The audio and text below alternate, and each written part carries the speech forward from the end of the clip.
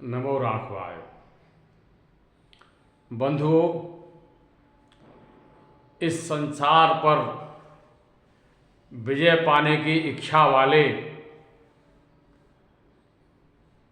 उनको इस इच्छा को अपने साथ लेकर ही मरना पड़ेगा, क्योंकि इस संसार पर विजय पाना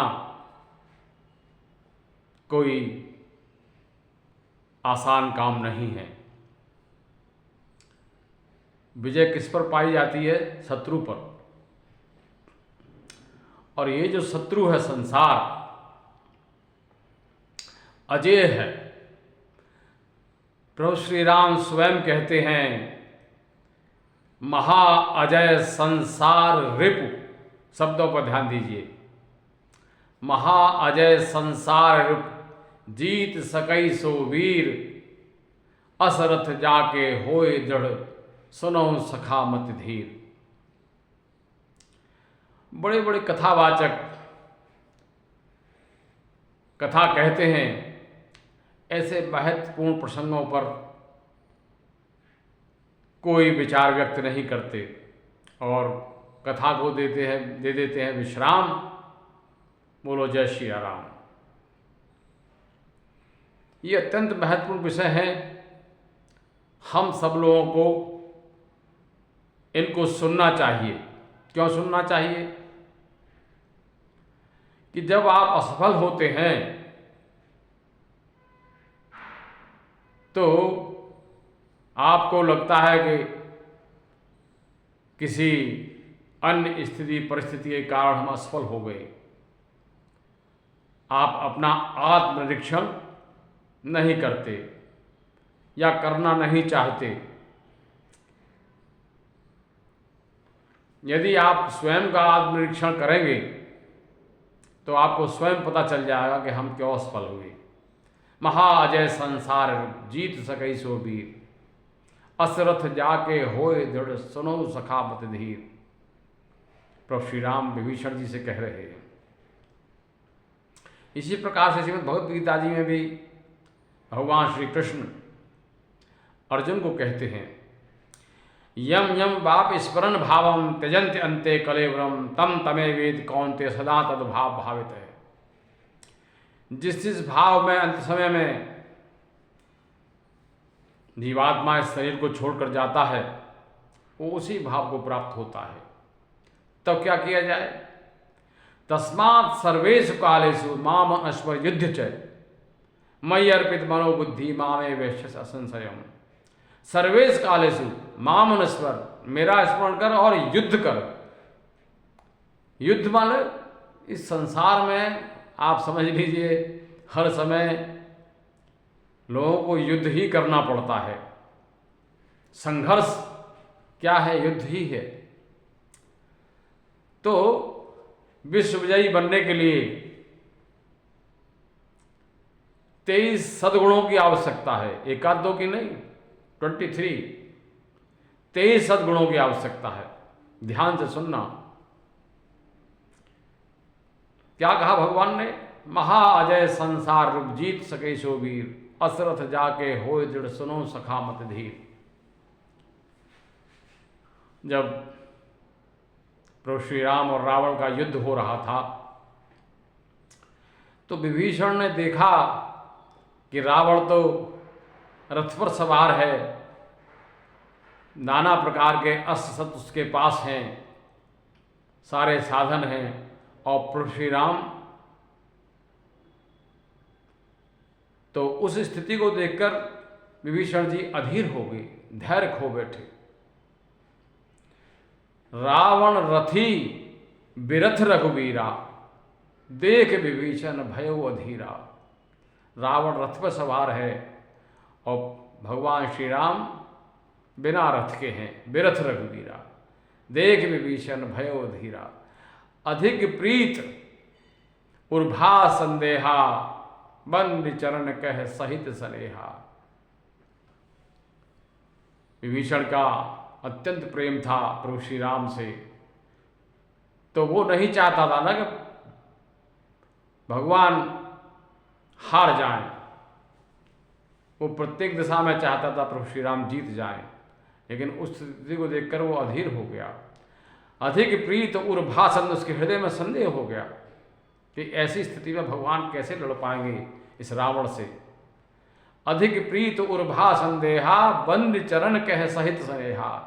और प्रभु की चरणों की वंदना करते हुए अत्यंत स्नेह के साथ बोला। क्या बोला? नाथ न रथ नहीं तनु पद त्राना, केहि विध जी तब रिपु बलवाना। नाथ न रथ, आपके पास रथ नहीं है हे नाथ। नहीं तनु, तनु कहते हैं कवच को, जो अस्त्र शस्त्रों से शरीर की रक्षा करता है। नाथ न रथ नहीं तनु पद त्राना, केहि विधि जी तब रिपु बलवाना। और ये आपका जो शत्रु है वो बहुत बलवान है, रावण बहुत बलवान है, ऐसा भाव विभीषण जी के मन में आया। केहि विधि जी तब रिपु बलवाना। तब श्री राम बोले, सुनहु सखा कहे कृपा निधाना, जेहि जय हो सो स्यंदन आना। हे सखा सुनो, कृपा के निधान, कृपा के भंडार प्रभु श्री राम विभीषण जी से बोले, सुनहु सखा कहे कृपा निधाना, जेहि जय हो सो स्यंदन आना। स्यंदन कहते हैं उस रथ को, जिस रथ से विजय पाई जाती है या जिस रथ पर चढ़कर जंग जीती जाती है, वो रथ तो कोई दूसरा ही है। जेहि जय हो सो स्यंदन आना, आना कहते हैं कोई दूसरा ही। जिस रथ पर रावण सवार है, इस रथ से विजय नहीं प्राप्त की जा सकती। तो कैसा रथ है वो जिस पर बैठकर आप विजय पा सकते हैं? प्रभु ने उस रथ का स्वरूप बतलाया। अब आप ध्यान से सुने। ये हम सबके जीवन संग्राम में आने वाली महत्वपूर्ण बातें हैं, महत्वपूर्ण सद्गुणों की आवश्यकता है इस जीवन संग्राम में, क्योंकि महाअजय संसार रूप, यह संसार ही रूप है, शत्रु है और अजय है। तो इसको कैसे जीता जाए? तो प्रभु श्री राम ने उस रथ का स्वरूप बतलाया। जेहि जय हो सो स्यंदन आना। कैसा है वो रथ? सौरज धीरज ते रथ चाका, सत्यशील दृढ़ ध्वजा पताका। सौरज धीरज, सौरज शौर्य, ऐसा मनोबल जिसमें ये भाव रहे कि हम विजय प्राप्त करेंगे, वो शौर्य हो गया, एक कॉन्फिडेंस। सौरज धीरज, धीरज धैर्य बहुत बड़ी आवश्यकता है, धैर्य बहुत बड़ा सद्गुण है, पेशेंस। सौरज धीरज ते रथ चाका, उस रथ के दो जो चक्र हैं, रथ में दो पहिए होते हैं, तो वो चक्र है, चाका, एक शौर्य रूपी और दूसरा धैर्य रूपी। जिन चक्रों पर रथ आगे पीछे बढ़ता है, इधर उधर चलता है, अगर वो चाके ही न हो, चक्र ही न हो, पहिए ही न हो, तो रथ चलेगा कैसे? तो शौर्य और धैर्य रूपी, मतलब व्यक्ति को अपने जीवन में शौर्य की आवश्यकता है, धैर्य की आवश्यकता। सौरज धीरज ते रथ चाका, सत्यशील दृढ़ ध्वजा पताका। सत्य की आवश्यकता है। क्यों? सत्यमेव जयते। विजय जो होती है, शब्द पर ध्यान दीजिए, सत्यमेव जयते। एव माने ही, सत्य की ही विजय होती है। सत्यमेव जयते। सौरज धीरज तेरथ चाका, सत्यशील दृढ़ ध्वजा पताका। शीलवान होना भी एक बहुत बड़ा गुण है। को रघुवीर सरिस संसारा, शील स्नेह निवाह निहारा। तो सत्यशील दृढ़ ध्वजा पताका। देखिए, ध्वजा और पताका दोनों झंडे का ही रूप हैं, लेकिन इनमें थोड़ा भेद है। ध्वजा चतुष्कोणीय होती है, उसमें 4 कोने होते हैं झंडा, और पताका त्रिकोणीय होती है। तो रथ पे झंडा भी लगाते हैं, झंडा ऊंचा रहे हमारा, विश्व विजयी तिरंगा प्यारा। और पताका मतलब झंडियां होती है, देखा होगा टॉप पे एक छोटी सी झंडी लगी रहती है। सत्यशील दृढ़ ध्वजा पताका, ये सत्यशील अगर हैं आपके पास, तब आप संसार में अपने लक्ष्य की प्राप्ति करने में समर्थ होंगे। बल विवेक दम परहित घोरे, क्षमा कृपा समता रजुजोरे। बल विवेक दम परहित, ये 4 घोड़े, 4 अश्व, 4 हॉर्सेज। कौन? बल, विवेक, दम, दम माने इंद्रियों का दमन करने वाला, और परहित, परहित सरिस धर्म नहीं भाई, पर पीड़ा सम नहीं अजमाई। बल विवेक दम परहित घोरे। और ये जो 4 अश्व हैं, 4 घोड़े हैं, ये जिनसे कंट्रोल होते हैं, उन रस्सियों को क्या कहते हैं? लगाम कह लीजिए, रजू, रजू कहते हैं रस्सी को। बल विवेक दम परहित घोरे, क्षमा कृपा समता रजुजोरे। मतलब व्यक्ति के मन में क्षमा का, क्षमा कृपा समता, कृपा का और समत्व भाव, सिय राम मैं सब जग जानी, ऐसा समत्व भाव होना चाहिए। बल विवेक दम परहित घोरे, क्षमा कृपा समता रजुजोरे। और ईस भजन सारथी सुजाना, बिरति चर्म संतोष कृपाना। ईस भजन, प्रभु का, भगवान का भजन स्मरण, ये आपका ऐसा सारथी है, ज्ञानवान, सुजान। देखिए, सारथी का कार्य सिर्फ यही नहीं होता कि बस मुझे तो रथ चलाना है, ड्राइविंग करनी है, बस दैट्स ऑल, और मैं कुछ नहीं। लेकिन सारथी की ड्यूटी बहुत महत्वपूर्ण है, उसकी बहुत महत्वपूर्ण भूमिका है, उसका कर्तव्य पालन, अपने रथी को हर परिस्थिति में सुरक्षित रखना, ये सारथी का कार्य है। तो जो भजन है भगवान का, वो हमको एक सही दिशा प्रदान करेगा, वो हमारा सही दिशा निर्देशक होगा। ईस भजन सारथी सुजाना, मतलब देखिए, संसार में आपको युद्ध ही करना है, संघर्ष ही करना है, तो संघर्ष में आपको एक सारथी की आवश्यकता रहेगी। आप जिस रथ पर सवार हैं, उस रथ को एक सारथी की आवश्यकता होगी। वो कैसा होना चाहिए? जो हमको सही दिशा में ले जाए।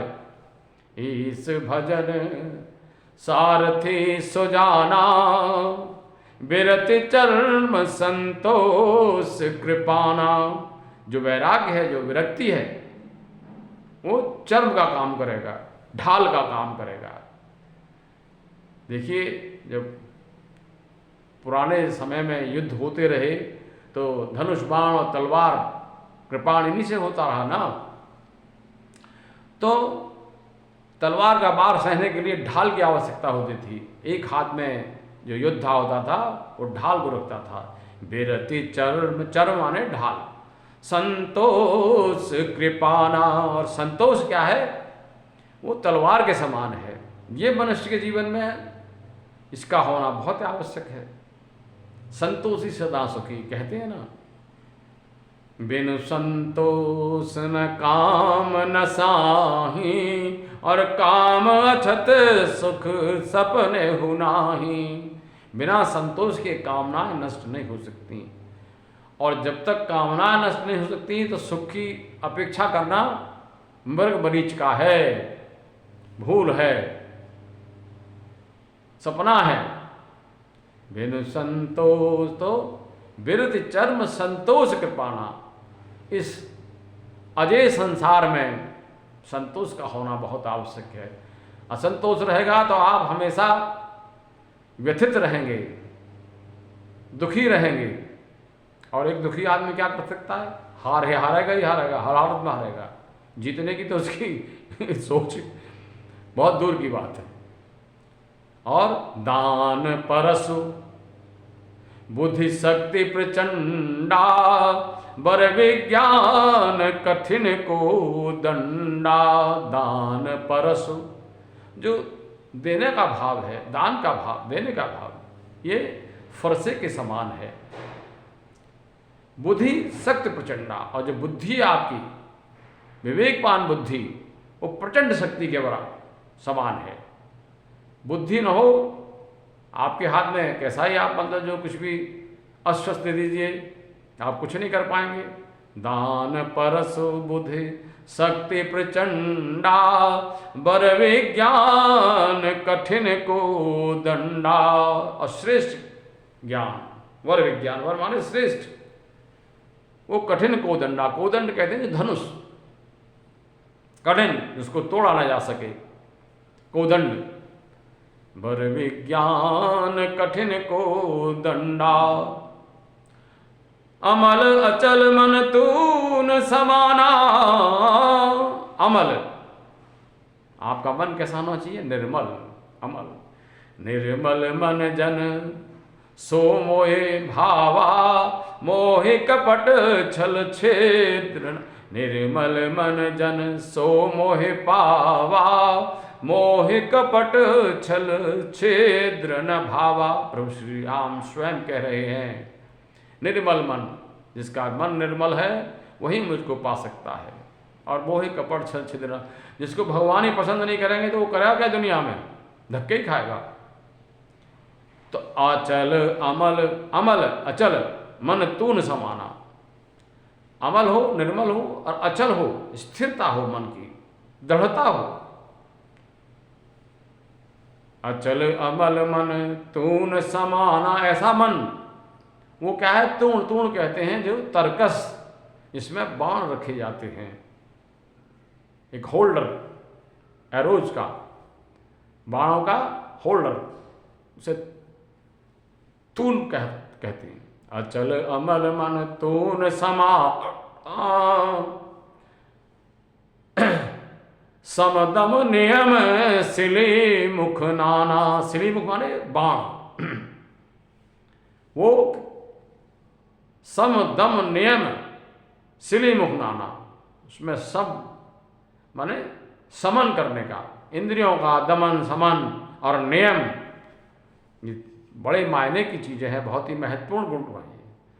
अचल अमल मन तून समाना, समदम नियम सिले मुख नाना। ऐसे ऐसे बात। और एक बहुत बड़ी चीज की आवश्यकता होती है युद्ध में, युद्ध के मैदान में योद्धा को कवच। कवच माने एक ऐसा कवर जो आपकी बॉडी को, बॉडी के ऐसे पार्ट्स को प्रोटेक्ट करता है जो बहुत ही डेलिकेट पार्ट है। जैसे किसी ने तीर चलाया, किसी ने तलवार चलाई, तो वो कवच अपने ऊपर उसको रोक लेता है और उस योद्धा उससे बच जाता है। वो कवच क्या होना चाहिए? कवच अभेद। अभेद, कवच जो है अभेद माना जाता है कि वो उसको भेद कर शरीर पर प्रहार कोई नहीं कर पाता। कवच अभेद विप्र गुरु पूजा, एहि सम विजय उपाय न दूजा। कवच अभेद विप्र गुरु पूजा।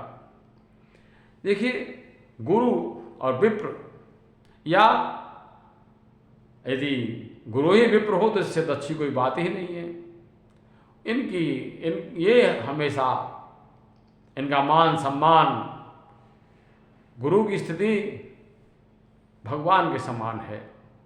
जो ईश्वर से आपको जोड़ता है वो गुरु है। कवच अभेद विप्र गुरु पूजा, एहि सम विजय उपाय न दूजा। युद्ध में विजय पाने का इससे और कोई दूसरा उपाय नहीं हो सकता है। यही सब सखा धर्ममय असरथ जाके, जीतन कहन कतहु रे पुता के।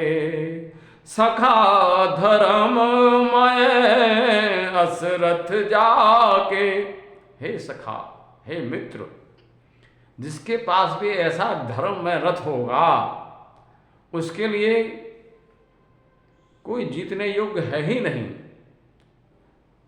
अर्थात एक ऐसे उसका कोई शत्रु ही नहीं हो सकता, या कोई उसका ऐसा शत्रु नहीं हो सकता जिसे वो न जीत सके। सखा धर्ममय असरथ जाके, जीतन कहन कतहु रिपुता के। महाअजय संसार रिपु, जीत सकै सो वीर। असरथ जाके होय दृढ़, सुनहु सखा मत धीर। ये संसार महाअजय है, इसको जीतना दुर्लभ है। और जीत सके सो वीर, और जो इसे जीत ले वही वीर है, वही बलवान है। लेकिन जीतेगा कौन? असरथ जाके होय दृढ़। जिस प्रकार के रथ का वर्णन मैंने किया है, ऐसा रथ अगर किसी के पास होगा तो वो इस संसार रूपी अजय शत्रु को जीत सकेगा। जय जय हो सुचंदन आना। जिस रथ पर बैठकर विजय पाई जाती है वो ये रथ है। जिस पर रावण बैठा उस पर बैठ कर विजय नहीं पाई जा सकती। तो महाअजय संसार रूप। तो ये वक्तव्य उन लोगों के भी लिए है जो संसार को जीतने की कामना लिए बैठे हैं। क्यों? कि वो स्वयं अपने को असेस करें, आत्मनिरीक्षण करें, क्या हमारे अंदर ये गुण हैं? जब नहीं है तो आप इस कामना को, इस इच्छा को, इस चाहत को अपने मन में रखते हुए इस दुनिया को छोड़ जाओगे, दुनिया को जीत नहीं पाओगे, संसार को जीत नहीं पाओगे। तो संदेश उनके लिए भी है, और ये संदेश उनके लिए भी है जो असफल होते हैं तो उसका जो एनालिसिस है, एक आत्मनिरीक्षण है, उसको नहीं करते, दोष दुनिया को देते हैं। अरे साहब क्या बताएं, हम तो इसलिए फेल हो गए, अमुक व्यक्ति ने हमको सपोर्ट नहीं किया, या परिस्थितियाँ हमारी ऐसी रही विषम। यदि ये गुण आपके पास होंगे जो 23 सद्गुण बताए, तो आप जितने, मतलब आप समझ लीजिए, एक कहें कि हम जितने अनुपात में सद्गुण होंगे उतने अनुपात में आप विजय प्राप्त करोगे। भाई सारे न भी हों 23 में, हम कहते हैं अगर 10% भी हो तो 50, 10, अगर आपके पास 10 भी हो तो 50% तो हो, 10-12 भी हो तो 50% हो गया, तो लगभग आधी सफलता तो आपको मिलेगी। तो इस तरह का ये मैंने एक बार फिर दोहराऊं कि कथावाचक इस प्रसंग को मैंने तो कहीं बहुत ज़्यादा सुना नहीं, कहीं ने थोड़ी बहुत एक आध दो चर्चा की हो तो की हो, इसे सुनाना चाहिए। देखिए, शास्त्रों का जीवन में बहुत महत्वपूर्ण योगदान है। ये शास्त्र विधम उत्सृज्य, वर्तते कामकार्तः न स सिद्धिम अवाप्नोति न सुखम न पराम गतिम। जो शास्त्रीय विधि का उल्लंघन करके मनमाना कार्य करते हैं वो न तो उन्हें कोई सिद्धि प्राप्त होना, मतलब हमारा कोई लक्ष्य है उसको हम प्राप्त करना चाहते हैं, जब प्राप्त कर लें तो सिद्ध हो जाएगी उस लक्ष्य की प्राप्ति। न सिद्धि में अमापनोति, न सिद्धि प्राप्त कर सकते हैं, न सुखम न सुख प्राप्त सकते हैं, न पराम गति, न ही उनकी सदगति होगी। तो शास्त्रों का जितना भी हो सके चिंतन मनन होना चाहिए। देखिए अभ्यास से चीज़ें काफ़ी कुछ प्रभाव डालती हैं, अभ्यास से बड़ी सहायता मिलती है। जैसे करत करत अभ्यास के जड़मति होत सुजान। अभ्यास को करते करते जड़मति माने जिनकी बुद्धि, मति माने बुद्धि, जड़ है, तो चेतन हो गया, जड़ हो गया। भाई चेतन का मतलब है कि हर वक्त चेतनावान है, तो चेतनावान व्यक्ति तो अच्छे कार्य करेगा, और जिसकी बुद्धि जड़ है तो वो सफल नहीं हो सकता। लेकिन करत करत अभ्यास के जड़मत होत सुजान, जीव रजु आवत जावत सिल पर होत निशान। अब आजकल के बच्चों ने तो ना तो वो कुएं देखे, जो कुएं की चारों तरफ हमारी बाउंड्री होती थी, पत्थर लगा रहता था जिस पर रस्सी से पानी खींचा जा सकता था, उस रज्जू से जो रजु आवत जावत सिलपत हो निशान। रस्सी तो बहुत मुलायम होती है ना, पत्थर बहुत कठोर होता है, लेकिन लगातार उस पर जब चलती है रस्सी तो वहाँ पे निशान पड़ जाते हैं, गहरे गड्ढे हो जाते हैं। तो अभ्यास बहुत बड़ी चीज़ है। तो शास्त्रों में कहे हुए सदुपदेशों का आप लगातार चिंतन मनन करें तो आपका जीवन संघर्ष सरल होगा।